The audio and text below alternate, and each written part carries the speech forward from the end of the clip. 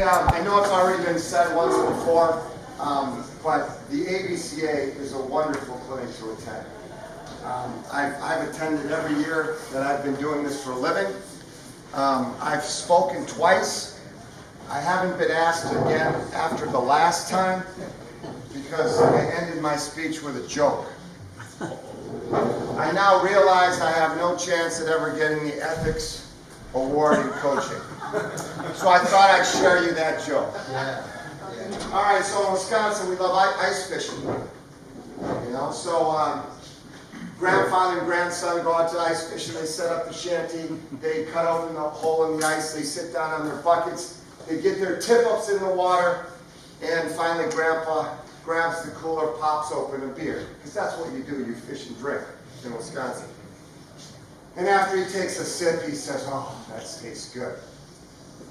So little Johnny, the grandson, says, "Grandpa, could I have a beer?" And he said, "Well, son, is your pecker long enough to reach your butt?" And Johnny says, "Well, no, Dad." He goes, "Well, then you can't have a beer."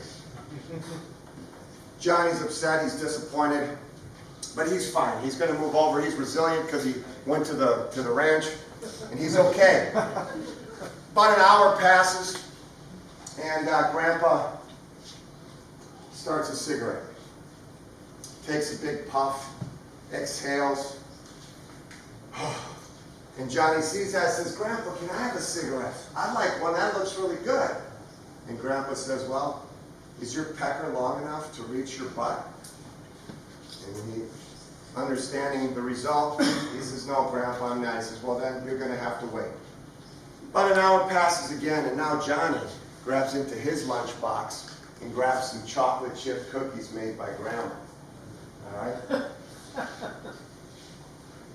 He bites into that cookie. He says, "Oh, man, that is good."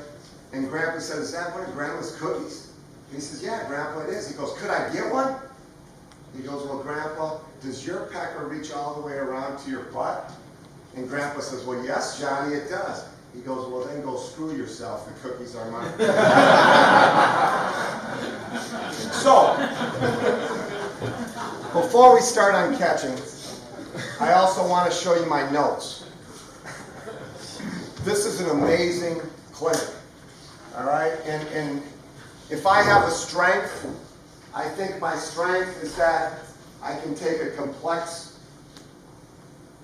concept and make it simple, all right? And just so I want to sound really smart, my strength, therefore, is the simplification of complexity. So I sat and listened to Tony this morning, and I heard him talk about vision, the direction of the academy. Coach Frater came in, a lot of great things there. I want to just say one thing. Coach Wooden was a legend, all right? And I think you referenced this in a different way, but two things came to mind as he spoke.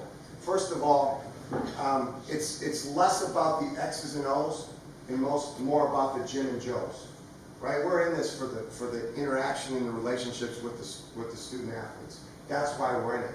And then the other thing that I think probably was another Wooden quote that came to mind was that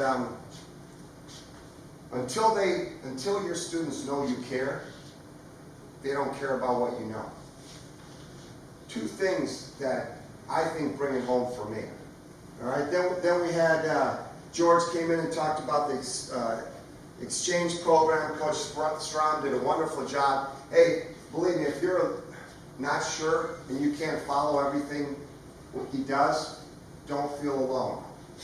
Those are some complex, great ideas, and what you have to do is you got to try to take something away from it and learn from it. I have a list of questions I'm going to at some point ask him while we're here. All right. Then Coach O'Connell spoke, and then finally Coach Wolford spoke, and I got a half a page on his presentation. So once again, we're here about getting better. I hope I'll give you something today with catching that you can take home. For sure, we can make all of these things available to you in the most convenient way. So with that said, let's talk about catching. What's the makeup of the catcher? How did I become a catcher? I had attention deficit disorder. If you put me in right field, I fell asleep. I started looking around.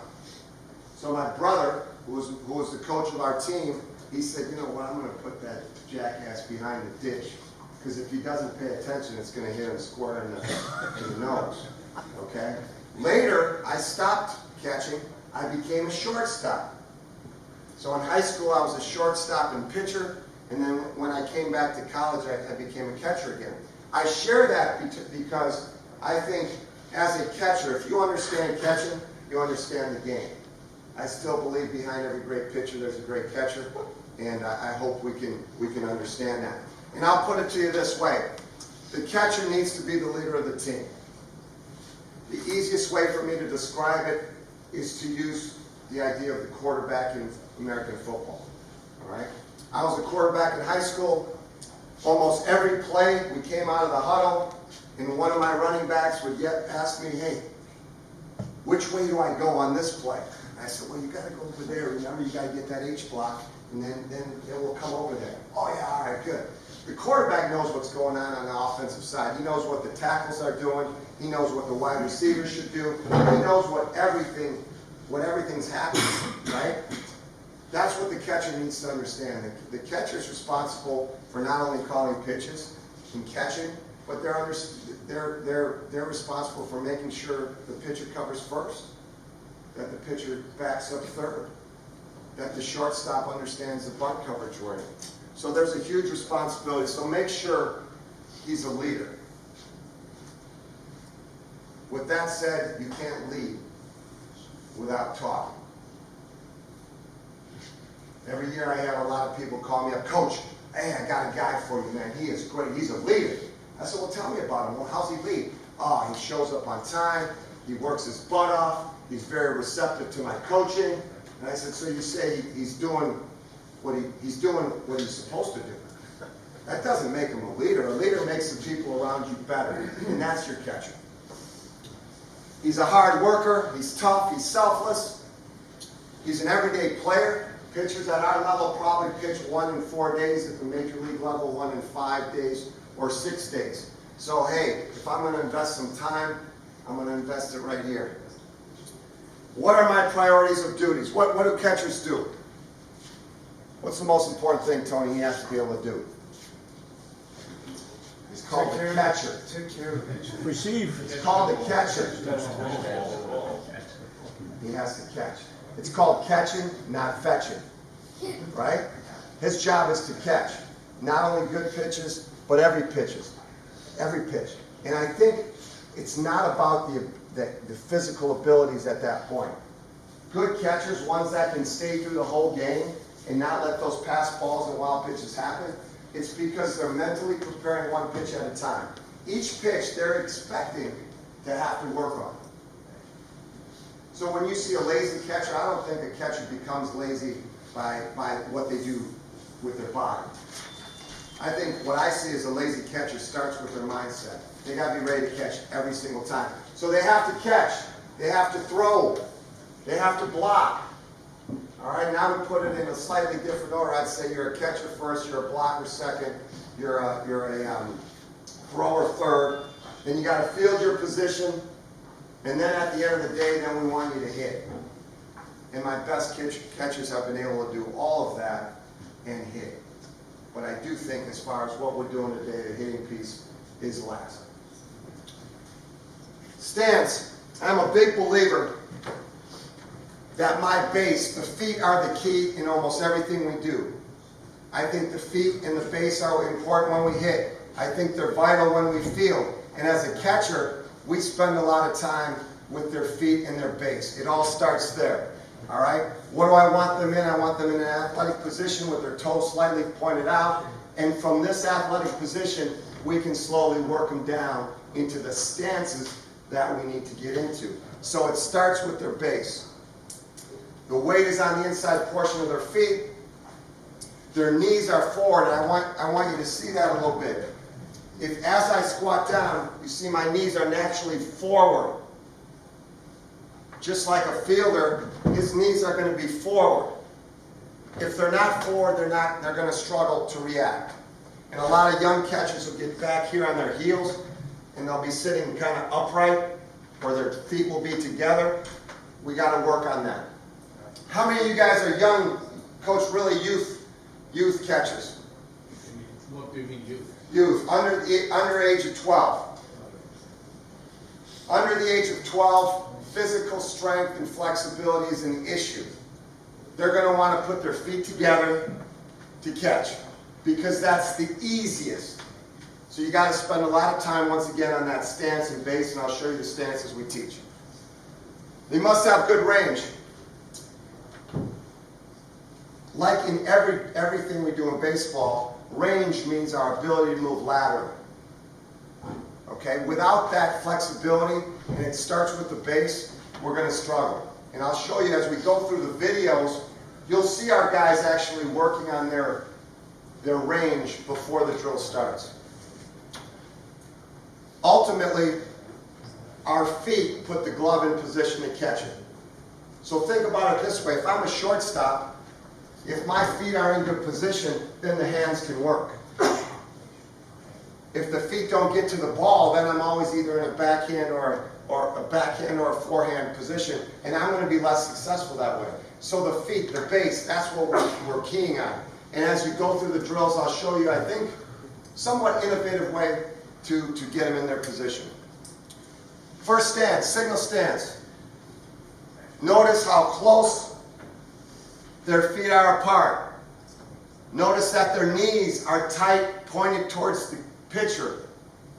Notice the glove covers the knee to protect the signs. And finally, and most importantly, notice how their hand is all the way deep in the crotch. Easy point of reference. Take your index finger, run it down the seam, all the way back to the cup. That's where you give signals. Okay. Second stance, I'm going to call it a comfort stance. We do most of our catching from this position. All right? I love this setup. We spend a lot of time looking for consistency in our setup. At our level, the reason that's important, all right, is when a different catcher catches, we don't want our pitchers to be upset. At our level, we don't have a guy who catches just a certain pitcher. If you're our catcher, you got to catch all pitchers. And I want all catchers to look the same. So my first catcher and my last catcher need to have a consistent setup. All right? Show me the chest. Show me your face. Target is at the knees. Relaxed position. Here is actually a comfort stance as he's receiving the ball thrown in the strike zone. Third one is jockey stance. I call it jockey. Why?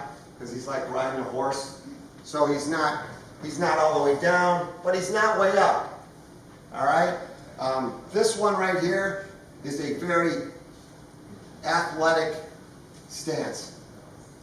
Notice in this one, he's already getting ready to transition to throw, so his butt is starting to come up. But it's only coming up to make a play on the ball, but he doesn't start this way. And then look at this picture. She's doing a great job. All right? She's doing a great job. Let's talk about some basics. Setup should be consistent. Start low. I like the glove at the bottom of the strike zone. Relax your arm, your wrist, and your hand. And I talk about a handshake distance. How do you know how far away the glove should work? Well, if I was going to come up and shake hands with you, I wouldn't shake hands like this with my arm blocked out, would I? I definitely wouldn't invade his space and get up in here like this. Right? What would be the distance when I shake hands? That's the same distance I catch at because it's relaxed but stable. Right? Does that make sense? I think that makes common sense. That's the title of what I do. I don't have metrics. I don't have scientific background. I'm not a physicist. I'm just going to tell you what worked. I'm going to tell you what's worked over time. I've been fortunate to be coaching 25 years, and I have these little guys called players. They're the same as the rat in the laboratory. They're going to eventually tell me what works and what doesn't. right? If someone keels over and dies, I shouldn't do that anymore. I should change and do something different, right? And I'll ask them what they like about it. And this was an analogy, an example of something they really understand. Fingers up. Notice, I'm not talking about the thumb. There's a lot of discussion right now at the highest level, all right, that this is actually the right way to catch a low pitch. I don't know if that's the right way or not. I want them to catch it, but look, even in this position, my fingers are not ever down. My thumb may go below 3 o'clock, but my fingers, I'm going to try to catch as many balls as I can with my fingers up. All right? Framing. Coach Strawn talked about it. What is framing? We know we're trying to make it look good. We're trying to catch strikes. All right? Here's the easiest way I can tell. When you catch the ball, I want the pocket in the zone. So if I'm catching a ball over here, here's the pocket. I don't want the pocket out here. I want the pocket in the zone. Put the pocket in the zone. If it's up here, I don't want to catch it up like this. I want to put the pocket in the zone. Pocket in the zone. This is better than this. And down here, I want to simply stay below the ball, all right, but bring it into the zone. Once again, how do I put the pocket in the zone? Either by bringing the hand up, or by simply turning the fingers forward. You'll see both of those actions in Major League Baseball. But once again, easy for me, so it's not too complex. Catch the outside of the ball. Put the pocket in the zone. And ultimately, what do I want? Here's my verbiage. See it, stabilize it, and stay square. See the ball. I know if my head is behind my hand, I have a better chance of catching it. So I want the head behind the ball if possible. I need to be able to see it. See the ball. Stick it. Stabilize it. Catch it and hold it if it's a strike. And finally, the most important thing is try to stay square. This is going to be better than this. If I'm catching my pitches like this, that's not going to be a strike. So pretty basic.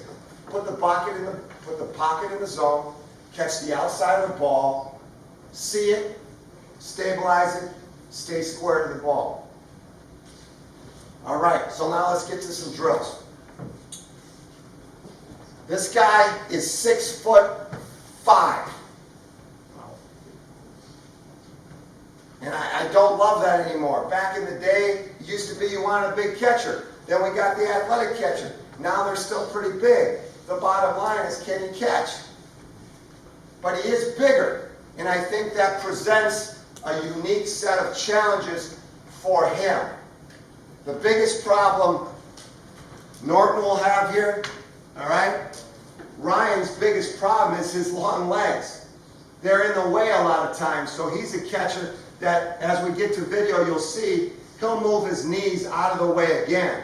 And once again, that's fine as long as he's staying square, he's staying behind it, and he's sticking it. All right, this would be a warm-up drill. We start up. Back and forth, left and right. Good. Half squat, lowering down. You can't hear that probably, but...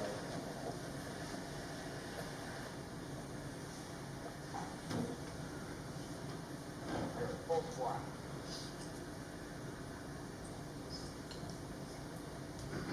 How wide are the beams that they're on? Beams, that's a 4x4, which is actually in dimension is 3.5 inches wide. So you could either accomplish it by using it in the United States, a 4x4 beam, or 3 2x4s together will get you your 3.5, and then you put some stability on each side. Pretty stable thing. This is not mine. I stole it fair and square from Charlie Green Jr., who's the catching coordinator for the Milwaukee Brewers. Okay. Med ball throws. Now, that was their warm-up. They throw to each other. Now I'm going to get involved. Now I'm going to start throwing them. What you see him doing right here is you see him starting to gauge his ability to stay balanced with range.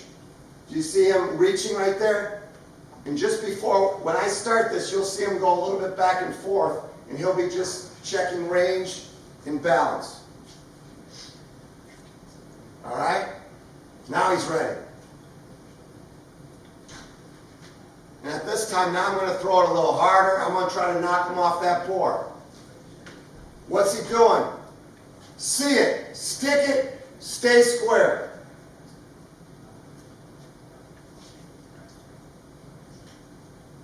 Next drill. Now we're doing the same drill, but we're getting rid of the med ball. I'm using a variety of different balls. Okay? The 3 balls I use, we'll use tennis balls, we'll use modified wiffle balls, they're orange in color, and then regular balls. Alright? And you'll see them. Which one do you think is hardest to catch? Which one? Tennis ball's hardest to catch, absolutely. I talked to Coach Strami. Coach, we talked about one of your pet peeves with catchers. This guy's the guy who always wants to drop his hand, and you'll kind of see him through every drill. He'll be doing that. And I guess as long as it's not to the ground, I'm okay because it's his relaxation. But it's something he's aware of and he's trying to work on it. Do you guys understand what we're talking about? I don't mind if the glove relaxes a little bit. I just don't want it to drop to the ground. All right, because we do want him to stay relaxed. Paddle drill. He now has a paddle, which is no more than a piece of wood on his hand. This one actually is stiff leather. Okay? Here's the objective. I'm going to throw the balls at him, and he's going to simply he's going to attempt to redirect the ball into the bag. He's not going to catch it.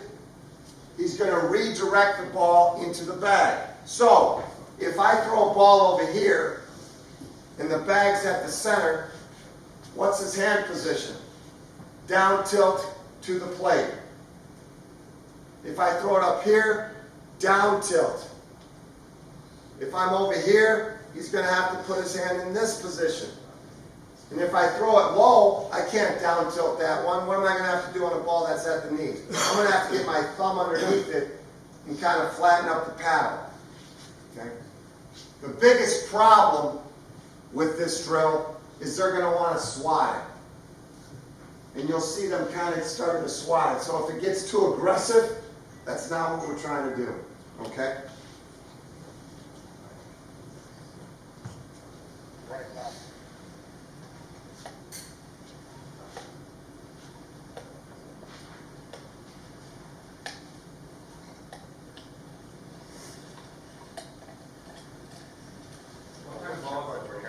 A lot of different balls. Tennis balls, wiffle balls, hard balls, rubber balls. We throw a lot of different ones, so he has to try to adjust.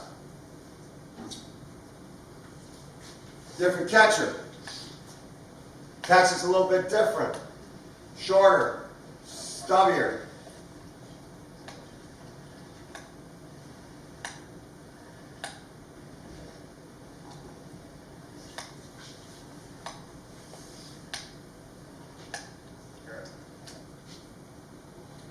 Angle receiving. If you haven't picked up on this, basically the theme of this clinic is that we all ruin more players than we fix through talking.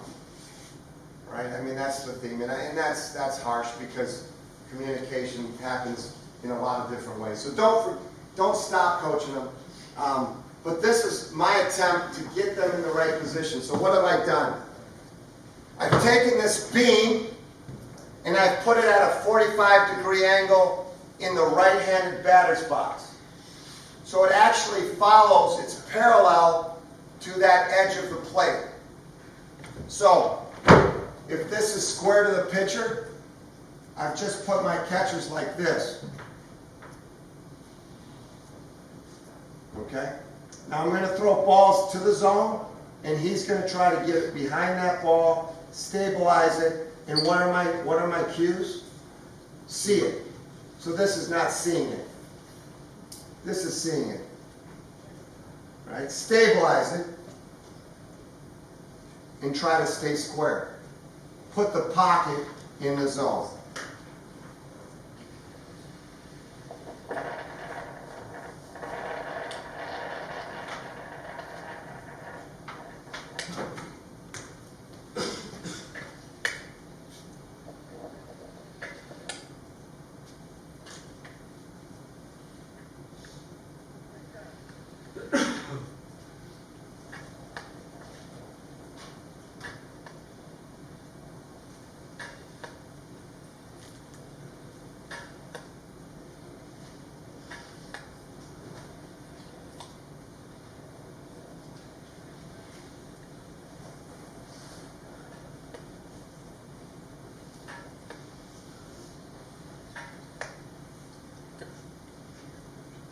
Other side. So, that last time we're trying to pick frame balls over here. Now we're going to try to frame balls over here. Here's, for me, the toughest pitch for me personally to catch. And I know we have a lot of catchers in here, and Tony. If you get a hard-throwing left-hander, and he pounds the ball to my glove side, my first reaction when I was young would be to do this. And two things have happened. I banged a bunch off my heel of my glove, and I always yanked my ligaments in my thumb. And then I had to tape it up, and then I had to put a little cone on it. And so for me, if we can get that leg out of the way and keep in this position catching as opposed to this position, naturally that tells me I'm going to be okay.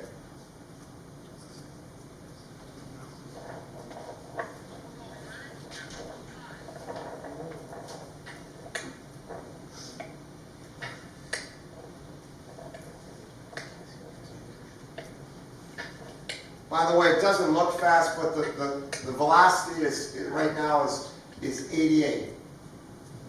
And we do that because we try to practice at game speed or a little bit better. All right? And then we'll move it up and we'll move it down, and we'll also add breaking balls.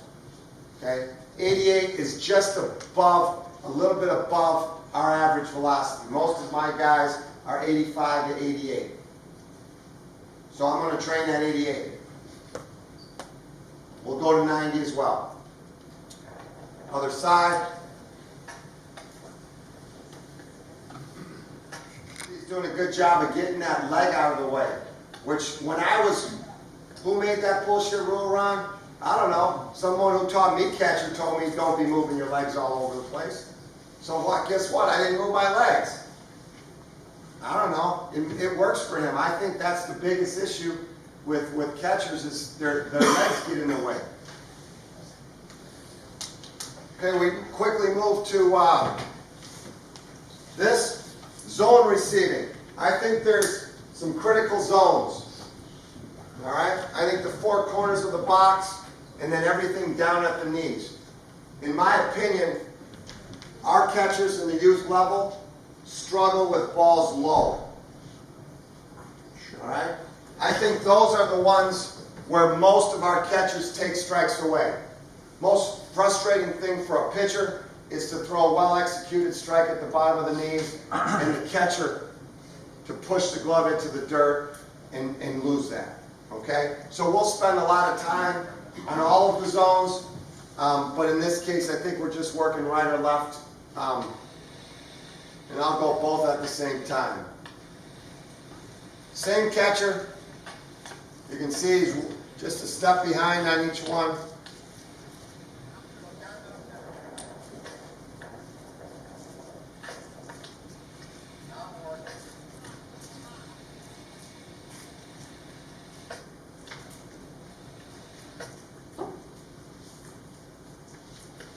Tall guy now.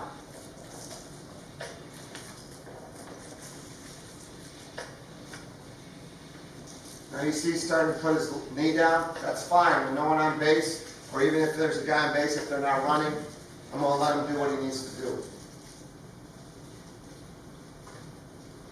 Walk-up drill. Very easy. If you catch it, you take a big stride forward. Now we're just reducing the distance. By the way, our pitching machine, we're able to just move it a little bit. Enough to have some variation. Wide pitch. Notice he's gonna miss the first one, I believe. Next. So I say next. He's not happy. He's out the kick. He's out there now. The other guy comes in.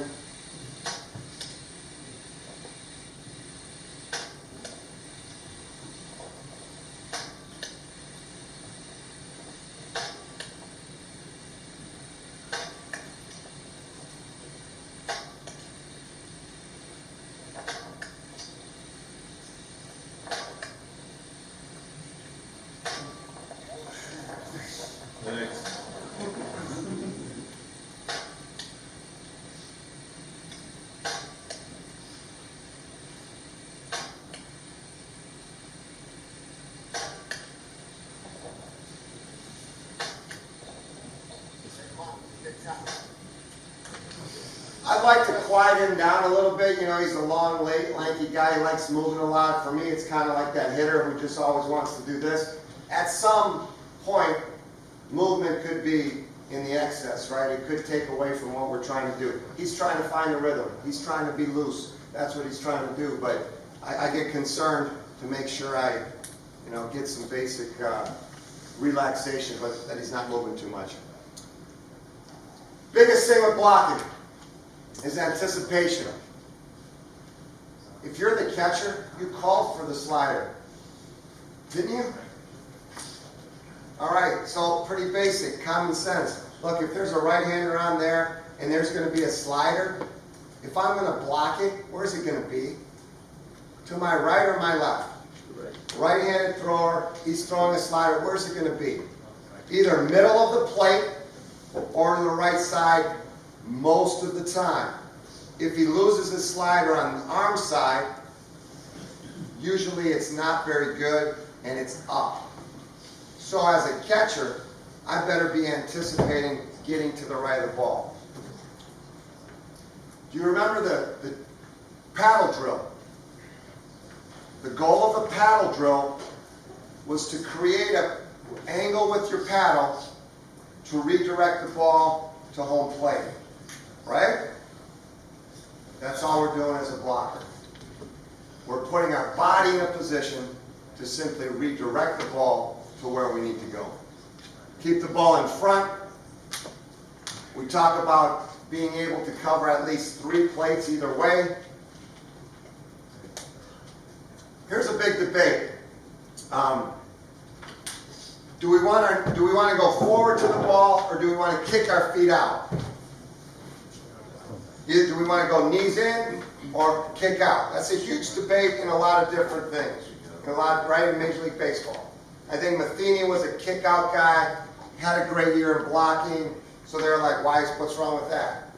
I think he only had a great year that year as far as blocks go. But what do you guys think?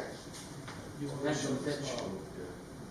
Depends on where. It could depend on the pitch, for sure. If you're trying to shorten the distance, for sure. What else does it depend on? You want the smallest hop because any higher Absolutely. Short hop is good. We got to try to get a short hop. I would say it depends on the athlete. On the Absolutely. catcher. Depends on how they work. Yes. For some, it might kick back would work better than because you feel more comfortable. And here's the reality. Ladies and gentlemen, all right? I'm here to speak about common sense, to the simplification of complexity, all right? Is hitting rotational or linear? Both. Do we kick our feet back or do we pound our knees forward? Whichever works. Both. Probably a little of everything, all right? Let's not overthink this. See the ball off your chest, and then here's my verbiage. Get wide, get big, get soft. That's it. All right, let's see some blocks here. See the cones? They're going one way. 3 blocks to this side. 1. See the cones? 2. He's blocking the cones every time. 3. 1, 2, 3. The shape of the cones, all right, I put it in a V, so they're always blocking to the right, slightly up. Okay? They're going the other way now.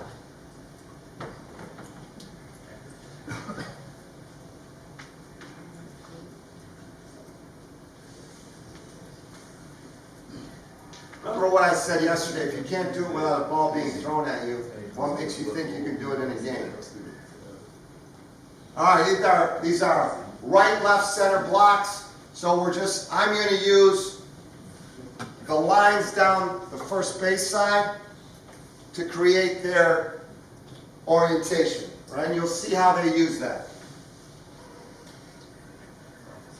He's going to line up on the line, he's going to block to the other line. He's going to block the line, he's going to block to the other line. Right? The lines create some orientation for our catchers. One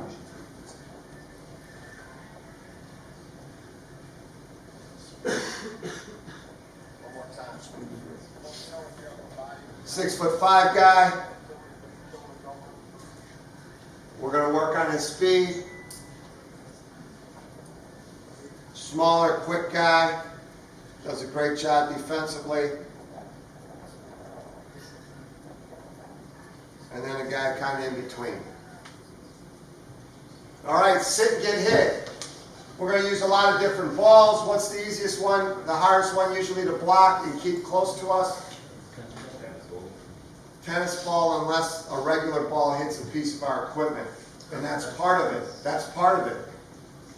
We got to try to keep the mask away from the blocking area. We got to try to keep the arms away from the blocking area. If you get hit in the arms, two things are going to happen. One, it may redeflect a different direction, and two, you're going to get a bad bruise. So the arms have to stick to the ribs, and we got to block with our chest and body. So he's down in this stance, and he's just trying to block. That one was off his mask.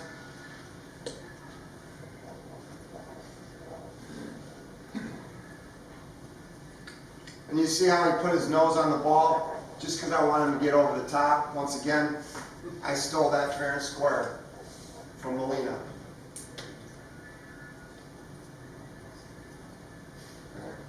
Big guy, a little bit different. Tennis balls are tough for him.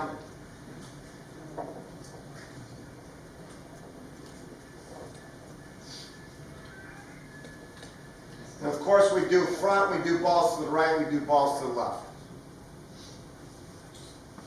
All right, throwing. Let's talk about throwing. How is throwing different? Or is it? Catchers. I mean, it's a catcher. It's got to be different, doesn't it? You don't get to speak. You probably know the answer, Roger. Yeah, because sometimes as a catcher you throw from your knees, so you can't use your glutes to get a pop on the ball. You have to be quick. The distances are varying, whether you throw to third base or to second or to back to the Do you think it's different than how a pitcher throws, for example? throwing? Do you think a catcher throws differently than a good pitcher? No. No. Look at these two right here. Tell me that's not, like these guys could be brothers. Look at that. So what is different? The path to get there. That's it. Right? A pitcher has a little more time, so they can have a longer arm path. A catcher has to shorten that path and get it to the end destination more frequently. I'm noticing, because of working probably with pitching guys like Ron and Brent, you're seeing something that you used to not see much, which is a shorter, compact arm action from pitchers. Once again, what was I told growing up? Reach back. Don't short arm. We used to have a drill where you'd hang like this, and then you'd have to reach back and grab a ball, and then you'd have to throw. And what you find out, typically, what I found out as a coach, is my arm never tightened up, so I ended up throwing like that every time. So there's not a huge difference. Okay? We have a number of throwing drills, and how you throw, I think, is vitally important. I'm going to leave you, 1 minute, you said? Sure, you got 5 minutes. 5 minutes. I'm going to leave you with a a couple things with throwing. First of all, I believe the exchange is the most important. I think the exchange is most important. Once I have the ball in my free hand, I never double clutch. Right? Once it's here, I know I'm getting the ball out. It's usually as the glove's coming back and as I'm trying to transfer back here, we're a problem. So we're deliberate about getting the ball into the glove. So I think the exchange is critical. Let's look at some drills. This is how we start as a warm-up. The hand has to come up from the catch and exchange. The hand has to come straight up. And we call this last 10%. Why? Because it's the last 10% of what the arm does. Notice how he's using his bottom half to create a little momentum. Oh, coach, you want him to throw from his ace? No, that's not what I'm saying. By throwing this way, we're teaching him proper movement patterns. Face-off. So once again, we're in a face-off one. We did this yesterday. Now we're going to turn, and we're simply going to cycle the arm and throw.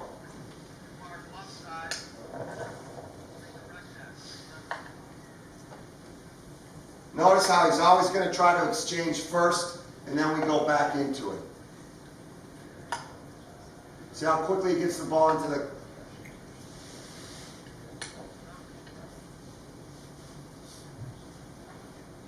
One knee exchanging throughs. I do think I developed this.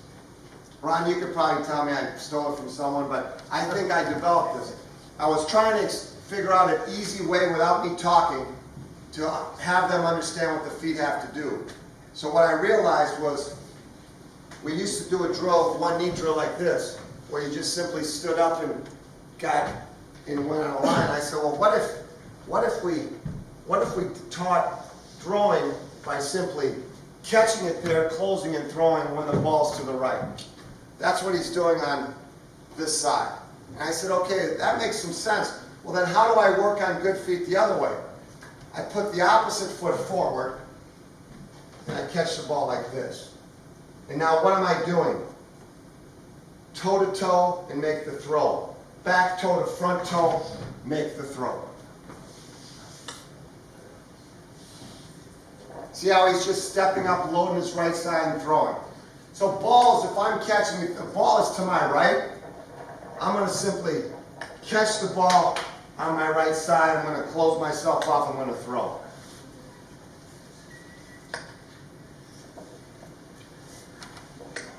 And then there's everything else. All the other balls. One thing I will tell you, I don't want the arm ever to cross midline. So on balls over here, we're going to get very good at redirecting it into that arm side.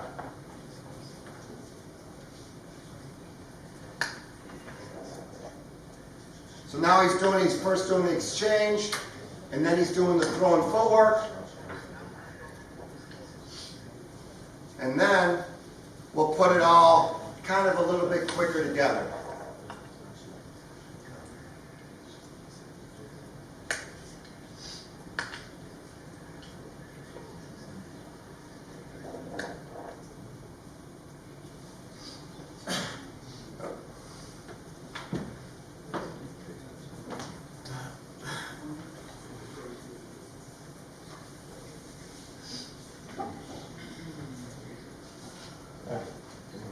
It's shutting down. That's it.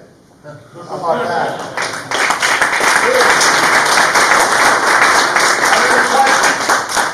Any questions on anything? Yeah, I got a question. Yes, sir. Saw this year, Garber with Minnesota, and a number of catchers catching on one knee.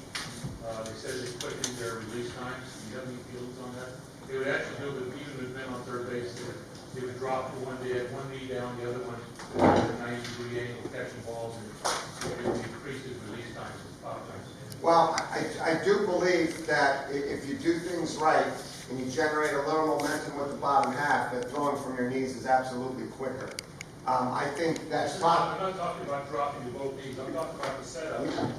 Oh, one knee. On the ground, Yeah. 90 degrees, and Garber it increases his thing. And the other thing that you keep in court at our level anyway is is accuracy, because it takes 0.2 of a second on a throw. A lot of balls are safe because of the accuracy thing. If the throw is high, it takes a amount of time. So when we look at our release time, we look at pitcher release time, catcher release time, and tag time. There's 3 elements. Yep, and you're looking at a guy setting up like this. Exactly. That's the way they set up. Even with the guy on third base, it was shocking. I have some thoughts on that we won't do it. Just because I'm worried about a wild pitch. That's what I'm worried about. Our guys don't have as good hands, and there's a number of other things. So we're probably always going to be in a jockey stance there, and we're trying to block the ball. But do I think that's the right thing for your level? Probably, man. It looks pretty good. And the other thing that I see a lot is something we started doing is if a runner is stealing with a guy on first base, we're picking the ball, and we work on that. And usually at the youth levels, you're telling them to block it, and they can't distinguish the difference. But we work a lot on picking the ball on any running play, because if he's running from second to third, and it's a ball in the dirt, we could try to pick at our stadium, still have enough time to get it home. So that's not exactly what you asked, but we're always setting up, because I'm worried about a pass ball, wild pitch. But you guys understand what he's saying. There's a lot of major league guys that are setting up in this position, and when they catch the ball, boom, they're like this. I mean, they're out of the, and it's absolutely faster. So I'm a big fan. If I had a catcher who I felt could do it, I would do it. All right, thanks a lot. Greg, you're up? No, we got, Tom. any more questions? We got a couple more questions. I'm going to introduce him now. Oh, no. All right? Yes. Yeah, I have 3 catches. My younger catcher has a very strong arm from second base and third base, but he has a hard time throwing back to the pitch. Only when he throws hard, but the pitcher don't like it. He looks it in, he'll throw a little bit or left side or right. Does he always, he probably always stands up to throw back. Yeah, but he wants to drop down on his knees so he has more control, but it's bullshit, right? No, he doesn't. He doesn't have more control. But the drill creates an awareness of the pitcher now. I would almost always start by having him drop to a knee and throw it back to the pitcher. All right, because he doesn't have to turn it. It's a small movement. It's just flipping it back. And once he realizes it's not a full throw back to the pitcher, it's just we're playing darts. Is it the same thing as making 2 steps towards the pitcher, stand up, walk like 2 steps? Well, the reason you're taking the 2 steps is because you're worried he's going to throw it over. Is that right? Yeah, it's more like, giving... Like, you catch it and then you... Personally, I get it. You're probably working on his mental side of things. For me, I want the ball back to the pitcher as quickly as possible. The game's already boring. So our guys are going to catch the ball and they're going to throw it back. They're not going to get up, take 3 steps here, and then throw it back. I'm like, really? That's like the pitcher. My pet peeve is my pitcher who catches it, pitches, goes down the hill, catches it, and then circles back around, back up the hill. He's not pitching for me. I'm telling you that, because I don't have the patience to watch it. So I would get him either to stand up directly and throw, or just work the knees a little bit until they feel comfortable. And of course, if he's mentally has the yips, then you got your middles. They have to cover for him, man, until he gets out of his fear. I had that for my sophomore year. I could throw great to second, but not to the pitcher. And the coach yelling at me didn't help, by the way. Okay, we're going to take a break because